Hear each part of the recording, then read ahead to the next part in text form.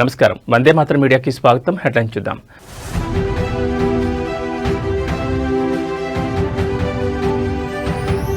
కేంద్ర పథకాలను ఏపీకి ఎక్కువగా తీసుకురావాలి.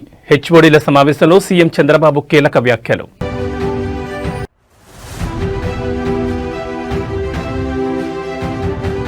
స్టార్టప్లకు సీఎం రేవంత్ రెడ్డి భారీ గుడ్ న్యూస్. ఫండింగ్ పై కీలక ప్రకటన.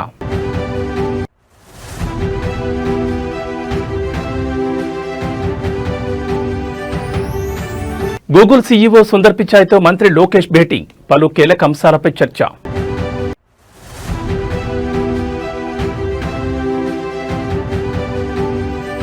మరోసారి పసిడి ప్రియులకు షాక్. భారీగా పెరిగిన బంగారం, వెండి ధరలు. ఇక డీటెయిల్స్ చూస్తే ప్రపంచవ్యాప్తంగా తెలుగువారు సాధిస్తున్న అసాధారణ విజయాలు ఆంధ్రప్రదేశ్ బ్రాండ్ను పెంచాయని ముఖ్యమంత్రి చంద్రబాబు ఉద్ఘాటించారు.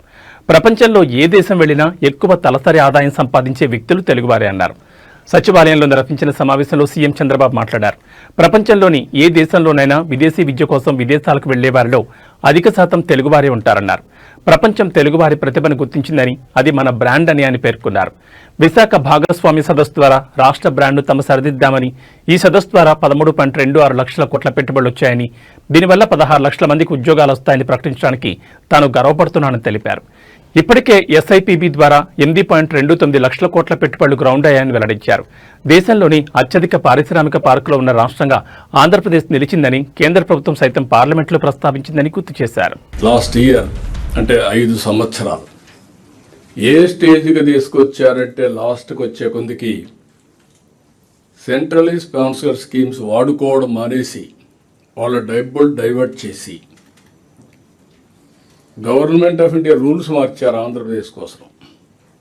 ఆ రూల్స్ ఏ విధంగా మార్చారంటే, మీరు ఎస్క్రో అకౌంట్ పెట్టండి, మీకు డబ్బులు ఇస్తాం, పని చేయండి, యూసీసీ ఇవ్వండి, మళ్ళీ అకౌంట్కే పంపిస్తాం.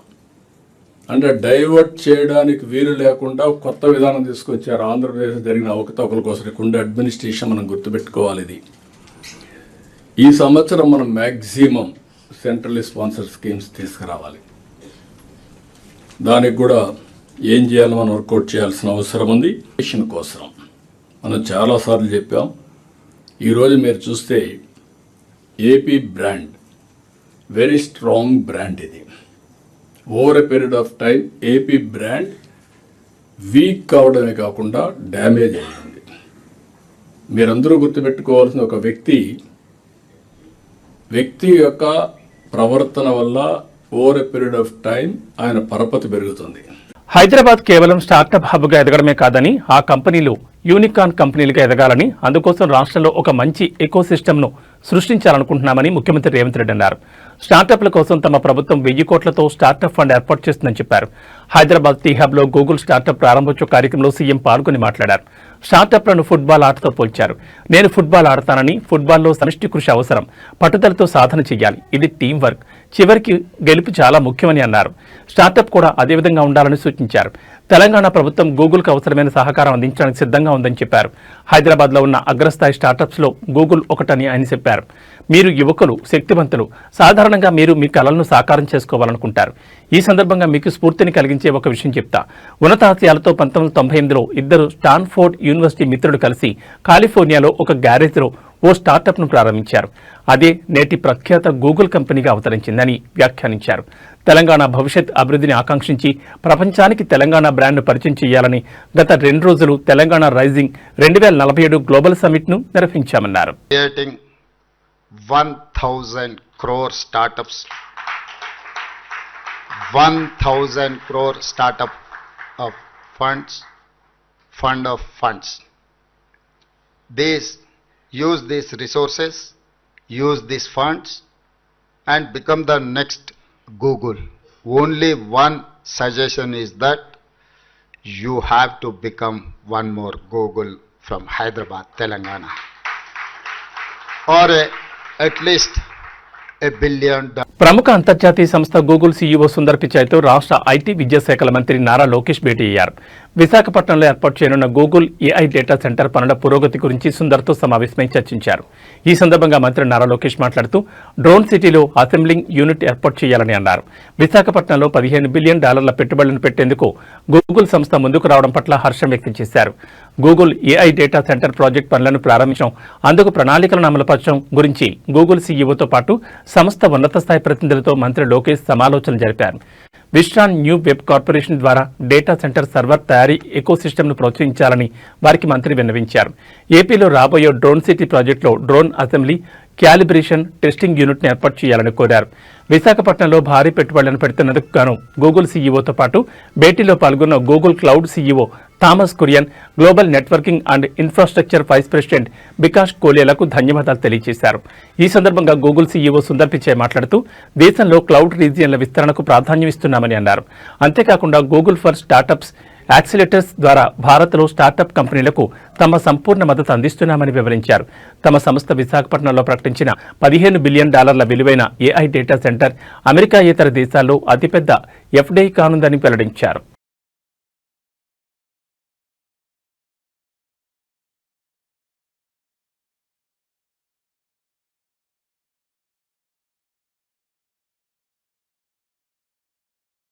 ఏలూరు జిల్లా దెందులూరు నియోజకవర్గంలో రాజకీయ వాతావరణం ఒక్కసారిగా వేడెక్కింది. టీడీపీ ఇక్కడ సమావేశం నిర్వహిస్తున్న నేపథ్యంలో శాంతి భద్రతల పరిరక్షణ కోసం పోలీసులు ముందస్తు చర్యలు చేపట్టారు.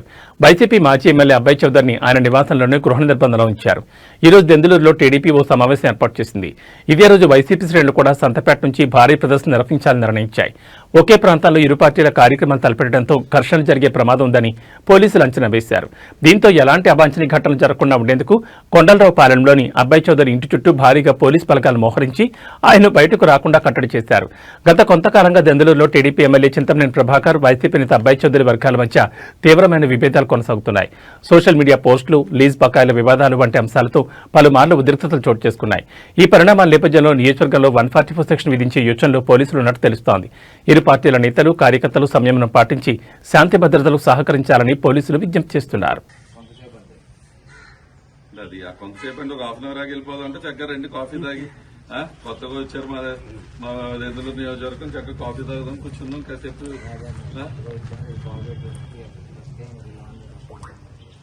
కాంట్రాక్ట్ విషయం మేమే చేసాం సార్. మేము దెందులూరు మా ప్రోగ్రామ్కి వెళ్దాం అంతే. అంటే ఇప్పుడు వేరే చాటుకి వెళ్తామంటే కూడా వెళ్ళకుండా కాసేపు ఇక్కడ ఉండండి అంటే మేము డిపార్ట్మెంట్ రెస్పెక్ట్ అవ్వకుండా ఉండేవాళ్ళం కాదు కదా. కానీ మా ఎక్స్ప్రెషన్ మేము చేయాలి కదా. ఇప్పుడు ఈ రోజు మేము 50,000 సంతకాలు సేకరించి వచ్చి దెందులూరులో, అంటే ఈ దెందులూరు నియోజకవర్గంలో 50,000 మంది ఈ ప్రైవేట్ కాలేజ్ ప్రైవేట్ కాలేజ్ ని ప్రైవేటైజేషన్ చేయడం కరెక్ట్ కాదని చెప్తా ఉన్నారు. మెడికల్ కాలేజ్ నేనేం చేయట్లా, అవి తీసుకెళ్లి అక్కడ మా జిల్లా ఆఫీస్కి పంపించే కార్యక్రమం అంతే. అది రాజశేఖర రెడ్డి గారు దండేసి మేము మా హెడ్ క్వార్టర్స్కి వెళ్ళి అక్కడ రాజశేఖర రెడ్డి గారికి దండేసి మేము అక్కడి నుంచి లాంచ్ చేసి వెళ్ళిపోతాం సార్. మేము ఎవరితో గొడవ పట్టడానికి వెళ్తా, ఎవరితో గొడవ పడం. నా ఇంట్లో నేను ఎటో కూర్చునే ఉంటాను సార్. మీరు చెప్పిన మీరే గెస్ట్ కాబట్టి మిమ్మల్ని కూర్చోబెడతానని చెప్తున్నా. దారాల కాఫీలు టీ ఏదని ఇప్పిండి. పల్నాడు జిల్లా సత్తెనపల్లిలో అపవిత్రమైన సంఘటన చోటు చేసుకుంది. పట్నంలోని 2 పురాతన ఆలయాలను లక్ష్యంగా చేసుకుని దొండగులు చోరీకి పాల్పడ్డారు. పట్నంలోని శివాలయం, అలాగే వేణుగోపాల స్వామి గుడిలో దొంగలు హుండీలను పగలగొట్టి అపహరించుకుపోయారు. ఈ 2 ఆలయాలు చారిత్రక ప్రాధాన్యత కలిగిన కావడంతో ఈ చోరీ ఘటన స్థానికంగా తీవ్ర కలకలం సృష్టించింది. రాత్రి వేళలో ఆలయాల తలుపులు పగలగొట్టి లోపలికి ప్రవేశించిన దొంగలు భక్తులు సమర్పించుకున్న కానుకలు ఉండే హుండీలను ఎత్తుకెళ్లారు. దొంగతనానికి పాల్పడిన విధానం, వారి ముఖాలు ఆలయ ప్రాంగణంలో ఏర్పాటు చేసిన సీసీ కెమెరాలో స్పష్టంగా రికార్డయ్యాయని పోలీసులు తెలిపారు. సీసీ ఫుటేజ్ ఆధారంగా కేసు నమోదు చేసి నిందితులను పట్టుకునేందుకు గాలింపు చర్యలు చేపట్టామన్నారు. ఈ చోరీ ఘటనపై స్థానిక భక్తులు, ఆలయ కమిటీ సభ్యులు తీవ్ర ఆందోళన వ్యక్తం చేస్తున్నారు. పట్టణంలో పురాతన ఆలయాలకు కూడా రక్షణ కరువైందని వాపోయారు. తక్షణమే దొంగలను పట్టుకుని హుండీలను, ఆలయ సొమ్మును తిరిగి స్వాధీనం చేసుకోవాలని డిమాండ్ చేశారు. గతంలో కూడా సత్తెనపల్లిలో దొంగతనాలు జరిగాయని, వాటికి సంబంధించిన వీడియోలు కూడా ఉన్నాయన్నారు. పోలీసులు సీసీ కెమెరాల దృశ్యాలను పరిశీలిస్తున్నారని పేర్కొన్నారు. అయితే సత్తెనపల్లిలో చోటు చేసుకున్న ఈ వరుస దొంగతనాల పట్ల ప్రజల్లో భయాందోళన నెలకొంది. దోషులను త్వరగా పట్టుకోవడంతో పాటు ఆలయాలకు భద్రతను పెంచాలని ప్రజలు కోరుతున్నారు.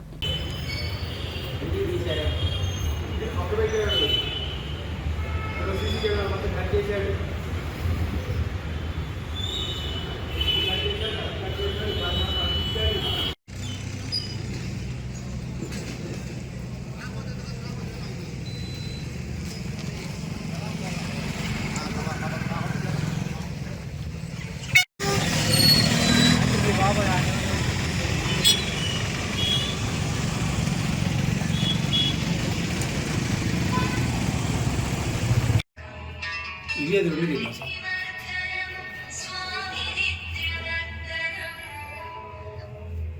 మేడం గారు వస్తమ్మా, అవునమ్మా, రాత్రి దొంగలు పడ్డారు, శివాలయంలో పడ్డారు, వేణుగోపాల స్వామి గుడిలో పడ్డారు. ఉండీలు అసలు కట్ చేశారు మేడం మిషన్లో పెట్టి.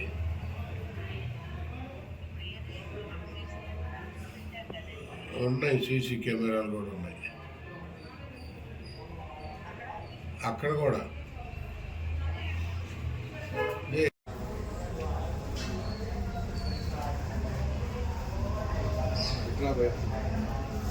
పంచాయతీ ఎన్నికల నేపథ్యంలో గ్రామాల్లో ప్రచారం జోరుగా సాగుతోంది. ఇప్పటికే తొలి విడత ఎన్నికల ప్రచారం ముగియగా ప్రస్తుతం రెండో మూడో విడత ఎన్నికల ప్రచారం సాగుతోంది.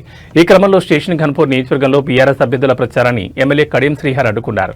ఎమ్మెల్యే పర్యటన పేరుతో పోలీసులు బీఆర్ఎస్ కార్యకర్తలను ప్రచారం చేసుకోనివ్వకుండా అడ్డుపడుతున్నారు.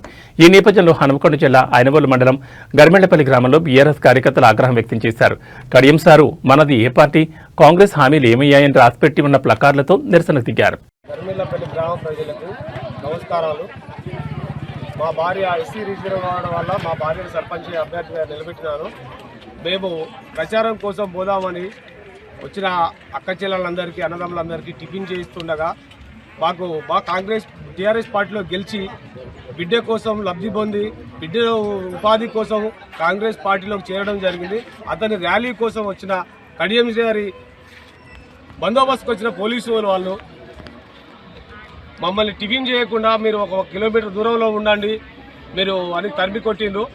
మమ్మల్ని టిఫిన్ కూడా చేయకుండా మీ ప్రచారం మీరు చేసుకోండి, మేము పర్మిషన్ ఉందని వాళ్ళకు పైనుంచి అధికారంలో ఉందని ప్రెషర్ చేసి మమ్మల్ని మా కార్యకర్తలను ఇబ్బంది పెట్టవద్దు.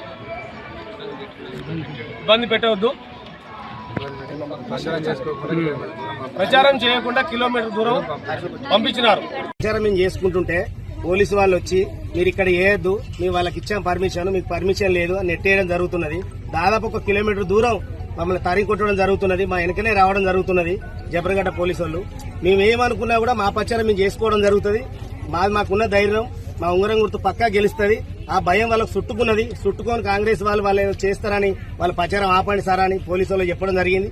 వాళ్ళు వచ్చి ముందుకు వచ్చి నూకేయడం జరుగుతున్నది, మమ్మల్ని నెట్టేయడం జరుగుతున్నది. కనీసం రోడ్డు మీద ఉండే పర్మిషన్ మాకు లేదని బెదిరిస్తున్నారు సార్ వాళ్ళు. మరి వాళ్ళకి ఎందుకో మరి అట్లా ఏం వాళ్ళు చెప్పిలో కాంగ్రెస్ వాళ్ళు మా బీఆర్ఎస్ వాళ్ళను చూస్తే మాత్రం వాళ్ళు తరిమి కొట్టే పరిస్థితి వచ్చింది. మాకు 100% గెలిచేది మాత్రం మా ఉంగరం గుర్తే. జై తెలంగాణ. నేను ఎమ్మెల్యేను, అధికారం మా చేతిలో ఉంది, మీరు ఎవరికి ఓటేశారో నాకు తెలుస్తుంది. పోలింగ్ డబ్బాలో చూస్తా అంటూ ఆలేరు కాంగ్రెస్ ఎమ్మెల్యే ఓటర్లకు మాస్ వార్నింగ్ ఇచ్చారు.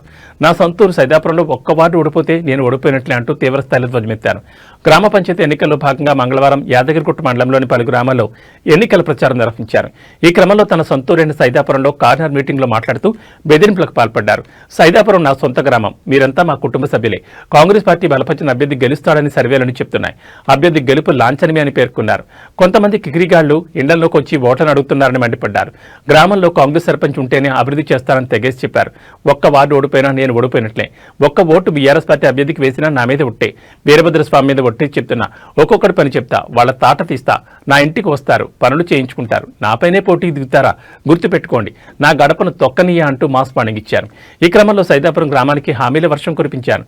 సొంత నిధులతో ఫంక్షన్ హాల్ నిర్మిస్తానని, సంక్రాంతి వరకు మరో 70 ఇందిరమ్మ ఇళ్లను మంజూరు చేస్తానని హామీ ఇచ్చారు. అవునా కాదా? కొంతమంది సాటుంగా వచ్చి మన కులం మనోడు 1 ఓటేయమంటున్నారు. వేస్తారా? అట్లా నమ్ముకున్న పార్టీకి మోసం చేస్తారా? చేస్తే నేను చూడన్నా. ఇప్పుడు నేను ఎమ్మెల్యేను, డబ్బాలు ఎవరు ఓటేస్తున్నారు నాకు తెలియదా? 1 ఓటు పోతే నా మీద ఒట్టే, 1 ఓటు పోతే నా మీద ఒట్టే. పక్క పార్టీకి పోయినోడు కూడా మనోడే, ఆడు నా బామ్మర్దే. వాడు నేను వేరే ఎంపీటీసీ ఇస్తారా బామ్మర్ది అంటే నన్ను జనాలు అడ్డుకున్న వీడియోలు సోషల్ మీడియాలో పెడితే అంతు చూస్తానని ఖానాపూర్ ఎమ్మెల్యే వెడ్మా బొజ్ పటేల్ బెదిరింపులకు దిగారు. సర్పంచ్ ఎన్నికల ప్రచారంలో భాగంగా ఊరూరా తిరుగుతున్న ఆయనను మంచిర్యాల జిల్లా చెన్నారం మండలం దేవునిగూడ గ్రామంలో ప్రజలు నిలదీశారు. ఎన్నికల సందర్భంగా కాంగ్రెస్ పార్టీ ఇచ్చిన హామీలను ఎందుకు నెరవేర్చడం లేదని జనం ప్రశ్నించారు. దీంతో సమాధానం చెప్పలేక ఎమ్మెల్యే ప్రచారాన్ని మధ్యలోనే వదిలేసి వెళ్లారు. గ్రామాల్లో జనం తనను అడ్డుకున్న వీడియోలను సోషల్ మీడియాలో పెడితే అంతు చూస్తానని బెదిరించారు. కోపంతో చిందులు వేశారు. మీ గ్రామానికి 1 ఇందిరమ్మ ఇళ్లు రాకుండా చేస్తాం, ఏం చేసుకుంటారో చేసుకోండి అని బెదిరింపు ధోరణిలో మాట్లాడారు.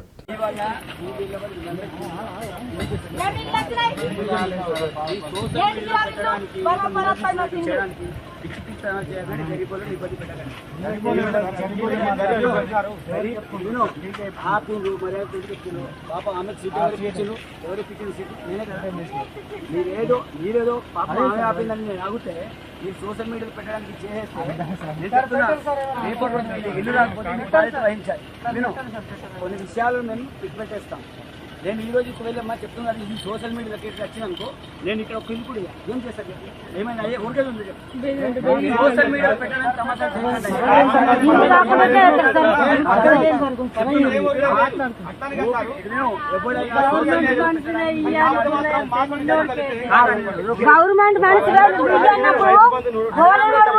అడగడం తప్పలేదు. నేను చెప్తాను అడగడం తప్పలేదు. వీళ్ళు ఏం చేస్తారు సోషల్ మీడియా రేపు ఏ ఒక్క వీడియో అయినా మీరు ఇక్కడ ఆడినట్టు ఏమైనా సోషల్ మీడియా రావాలి, దానికి బాధ్యత మీరు చెప్తున్నారు. మీరు ఎవరైతే సోషల్ మీడియా పక్కా చెప్తున్నా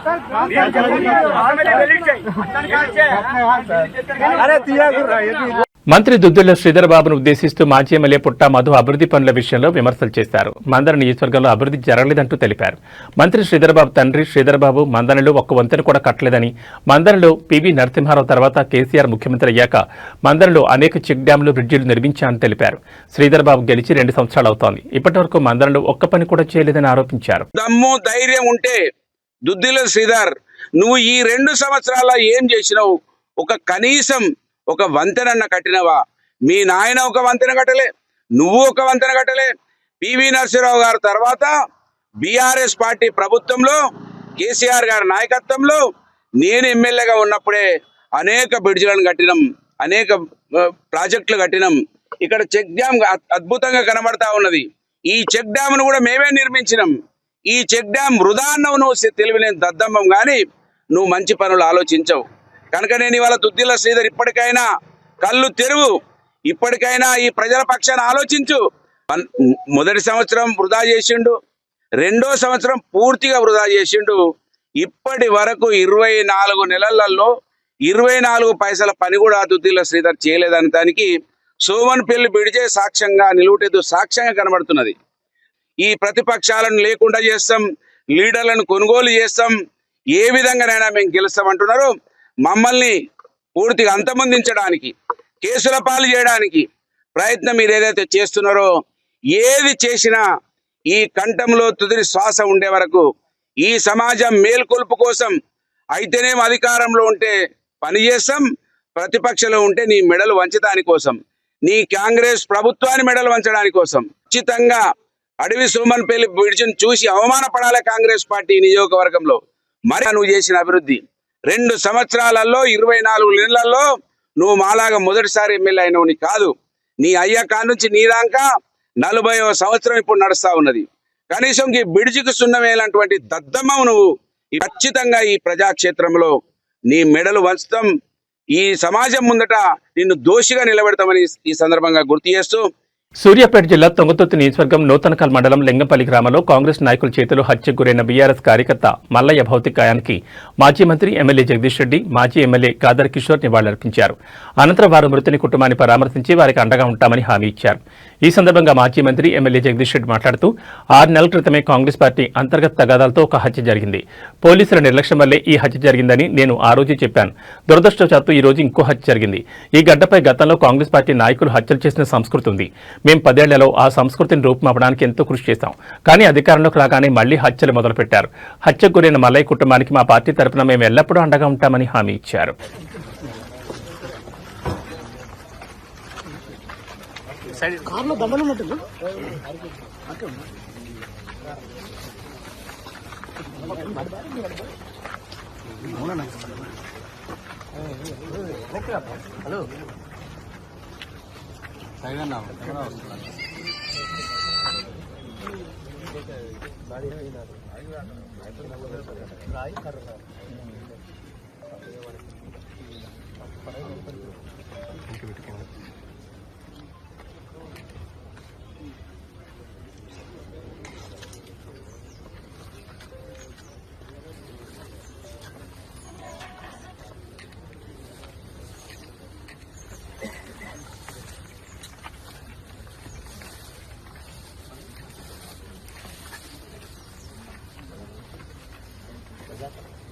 ఆరు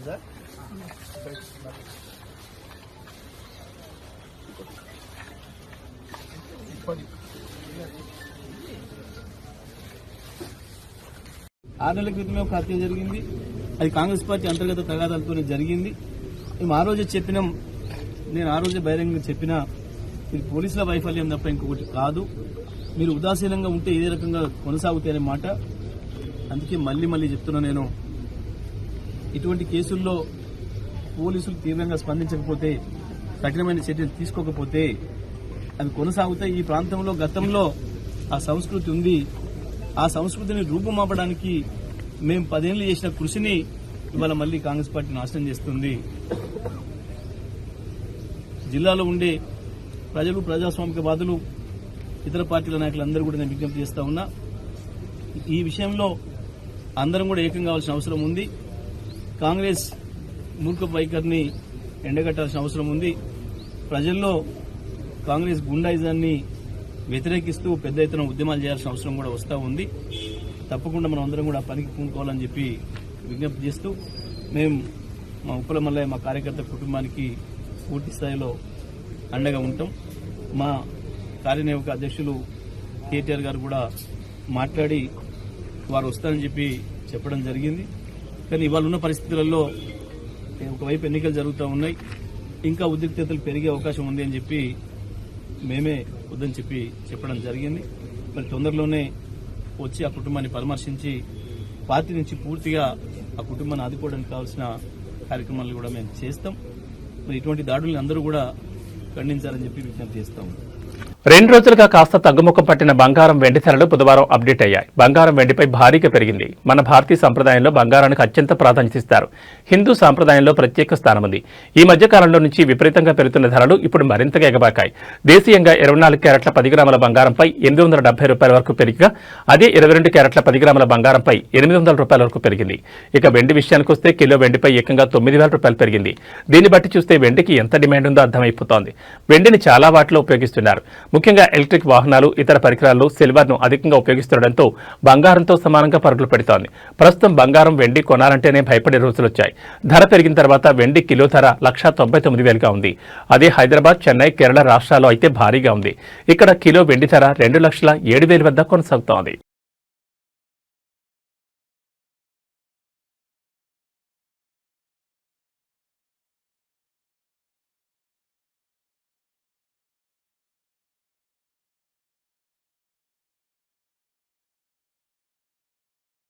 ఇవి ఈ బులెటిన్ విశేషాలు. మరో బులెటిన్లో మళ్ళీ కలుసుకుందాం. నమస్కారం.